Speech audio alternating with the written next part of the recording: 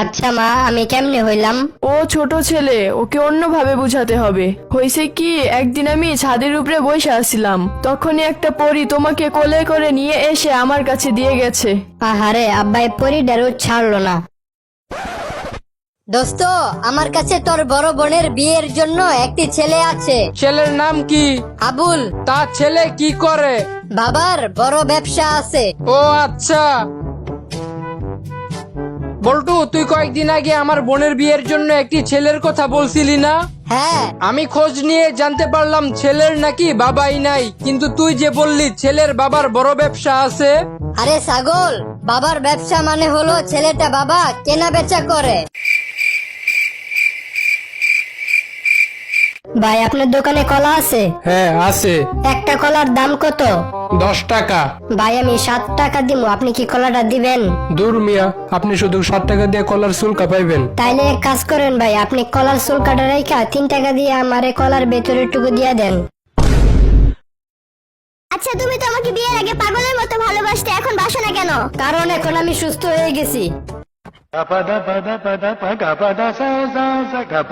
আমি ওয়াদা করেছি আমি আর কখনো বাজি ধরবো না। আমি জানি তুই এই ওয়াদা পালন করতে পারবি না। কি বললি? আমি এই ওয়াদা পালন করতে পারবো না? আচ্ছা বল, কত টাকার বাজি ধরবি? আজকে রাস্তায় একটা 100 টাকার নোট পাইছিলাম। তোর ভাগ্য তো অনেক ভালো। আরে না, টাকাটা জাল ছিল, তাই ফেলে দিয়েছি। তুই কেমনে বুঝলি টাকাটা জাল ছিল? ওই টাকাতে 1-এর পর 3টা শূন্য লেখা ছিল।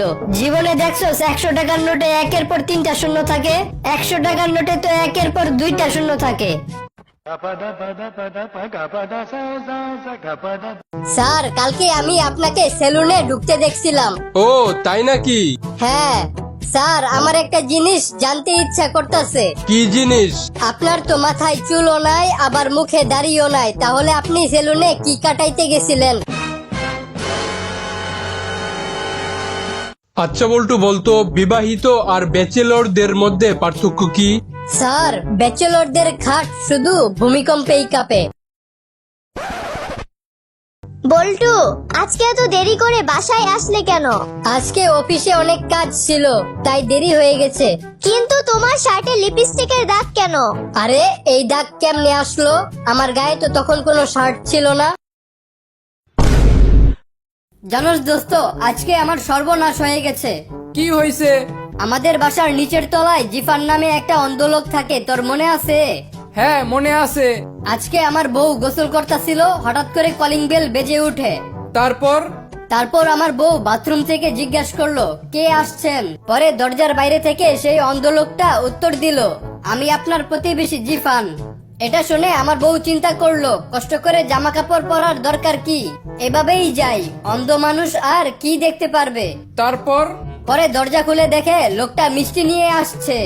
পরে আমার বউ জিজ্ঞাসা করলো কোন খুশিতে মিষ্টি নিয়ে আসছেন। তারপর ওই লোকটা কি বলল জানোস? কি? আজকে নাকি ওনার চোখের অপারেশন হয়েছে, আর এখন থেকে উনি সবকিছু দেখতে পায়। ভাই, সর্বনাশ হয়ে গেছে। তোর বউ আর বন্ধু পার্কের মধ্যে একসাথে বসে আছে। কি বললি? দাঁড়া, এখনই গিয়ে দেখতাছি। কি রে, তুই মিথ্যা কথা বললি কেন? এটা তো আমার বন্ধু না, এই লোককে তো আমি চিনি না। জানো মা, আজকে বাসের মধ্যে একটা মহিলা দাঁড়িয়ে যাচ্ছিল, তখন আব্বু আমাকে বলল দাঁড়িয়ে যেতে, যাতে করে মহিলাটা বসে যেতে পারে। তবুও আমি দাঁড়ালাম না। কেন? না মানে, আমি আব্বুর কোলে বসে আছিলাম, আর আমি দাঁড়াইলেই মহিলাটা বসে পড়তো।